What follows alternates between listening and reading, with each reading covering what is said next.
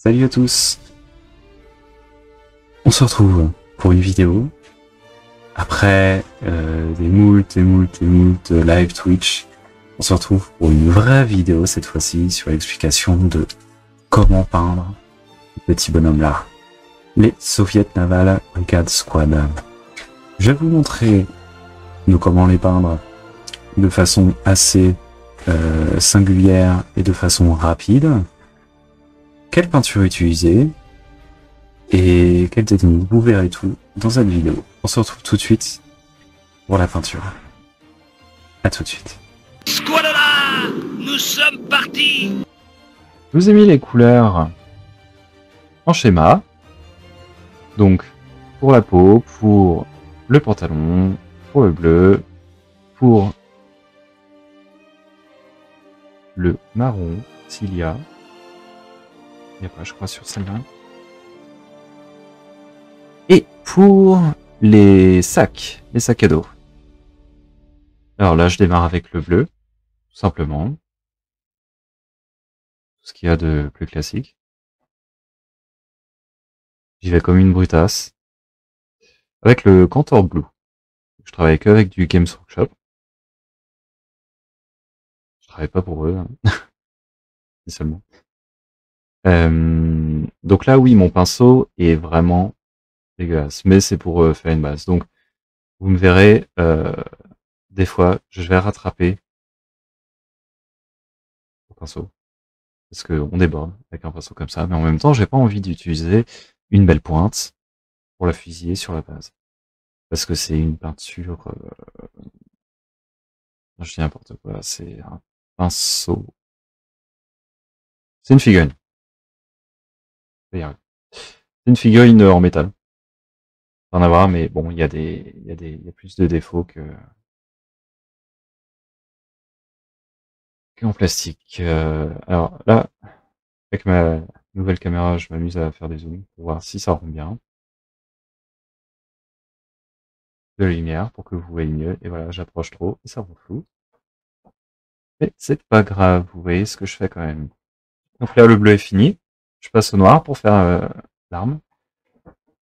Je vais faire un métal non métal dessus, parce que je trouve que ça va plus vite que du métal classique.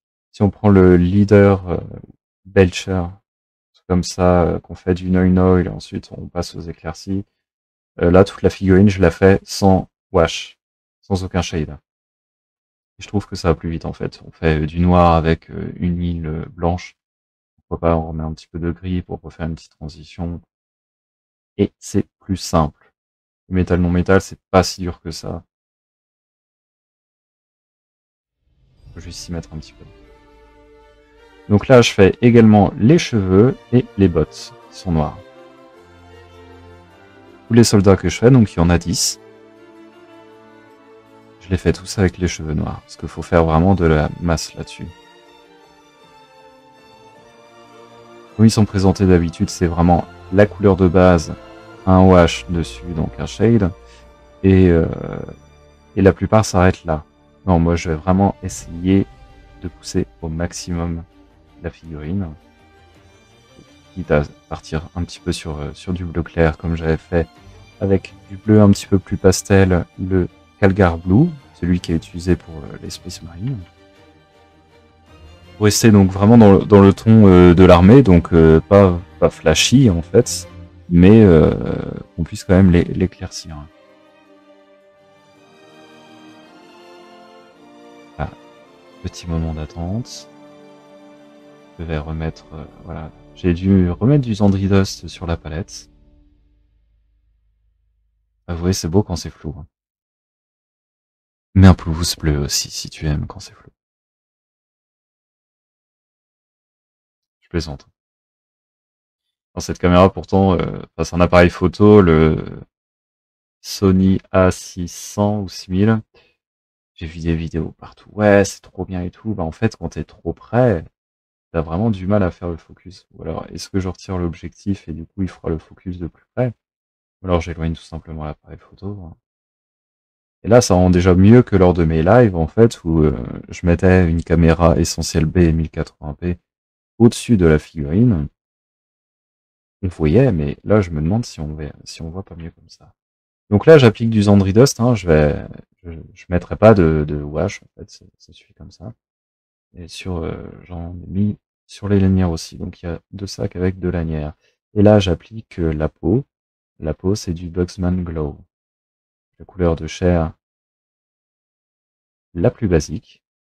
Et ensuite, on passera au Cadian Fleshtown. Donc c'est si vous l'avez vu sur la petite vignette entre le moment où je parle et le moment où je peins. Il n'y a pas d'étiquette, mais c'est quand même du Cadian Fleshtown, ensuite du Kislev Flesh.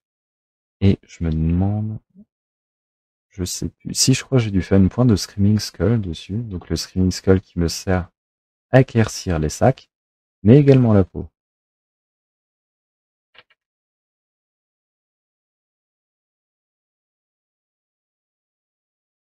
Donc pour éclaircir une figurine, hein, le front, les pommettes, le nez et le bas de la lèvre, ça suffit.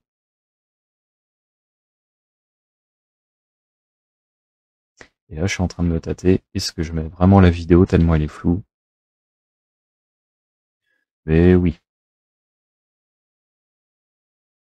Là, j'ai dû remettre un petit peu de bleu au-dessus de la lanière parce que je pensais que c'était la petite veste qui est en dessous. Et sur la boîte, en fait, la veste est blanche avec des traits bleus. Et du coup, en fait, j'ai vu, non, il n'y a pas. Donc, je fais tout bleu. Là, j'essaie de faire une mise au point un petit peu meilleure. Spoiler. C'est pas possible. C'est honteux. Et voilà, après une mise au point difficile, on reprend. Et un focus extraordinaire. Alors là, on passe au bleu, donc au Calgar Blue.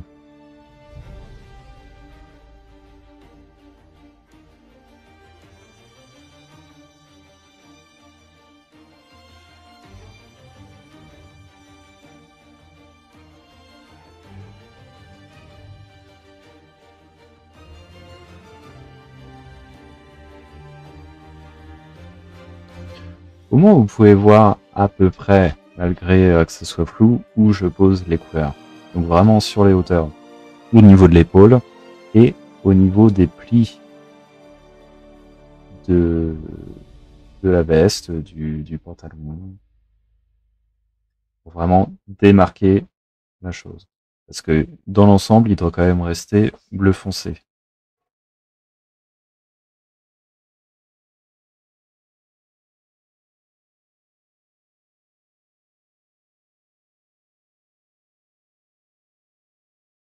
Sur le haut, mais pas partout sur le haut.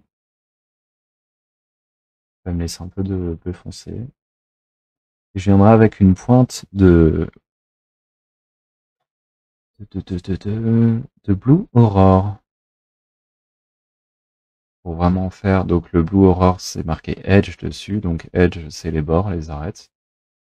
Donc je vais marquer quelques traits avec ce Blue Aurore. Voilà, c'est ce que je suis en train de faire d'ailleurs.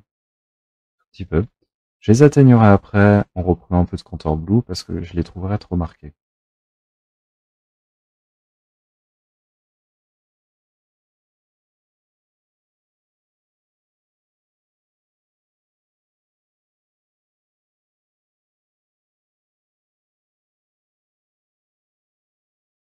On fait le tour de la casquette. Et l'intérieur aussi de la casquette, donc entre la visière et le haut. Et il y aura une petite étoile rouge tout au-dessus que je ferai à la fin.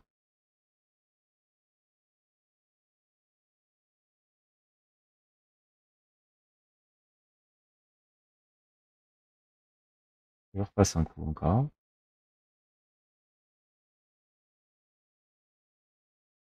Là, je dois être au Screaming Skull. Non? Non, ça doit être au Cadian Flesh.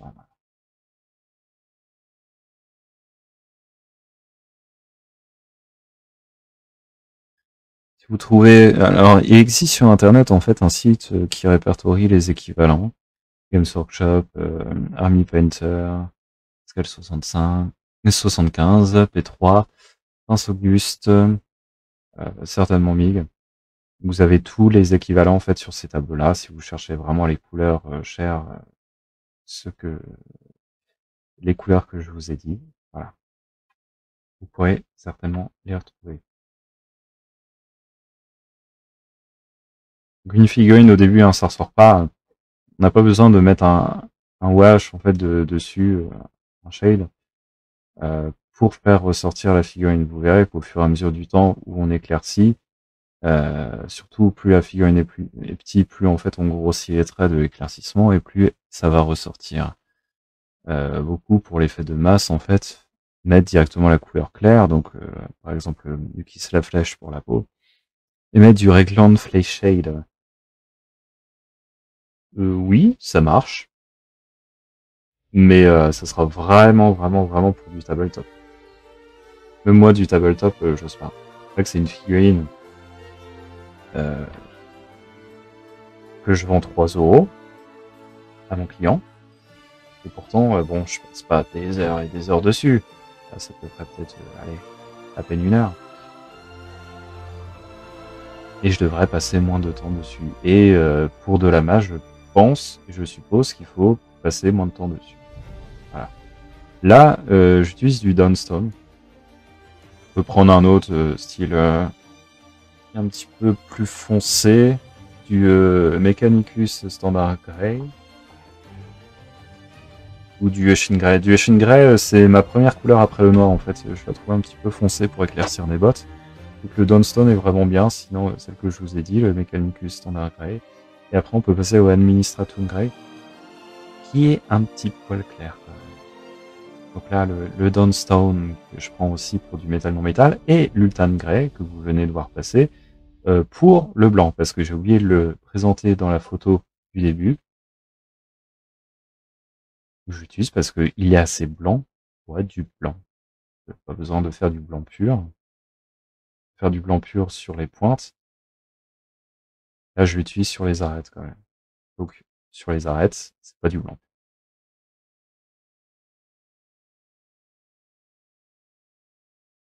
Voilà. Et de loin, ça le fait.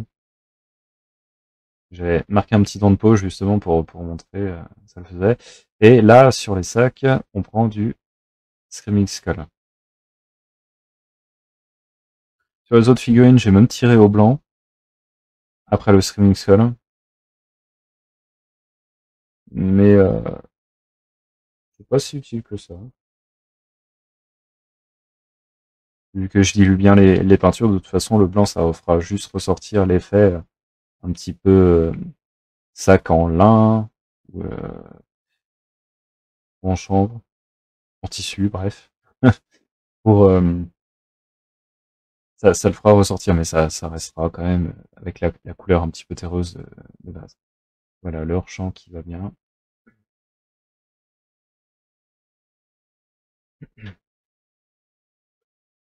Un petit peu dans les films avec les commentateurs des réalisateurs. J'en ai pas regardé beaucoup dans ma vie, mais ça me fait penser à ça, c'est marrant. Là, donc, on tire la lumière vers le haut avec son pinceau, pour vraiment que toute la lumière et les éclaircies soient vers le haut.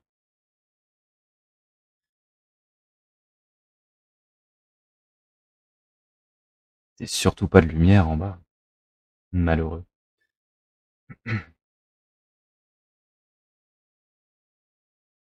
Là, j'avais oublié une zone, donc je repars avec un petit peu de Calgar Blue en dessous, même si c'est caché par le bras et le fusil, mais ça me fait plaisir d'en mettre. Et voilà, et là je mets l'étoile rouge. Il se voit pas, c'est trop surexposé, ouais. Je réglerai ça la prochaine fois pour une.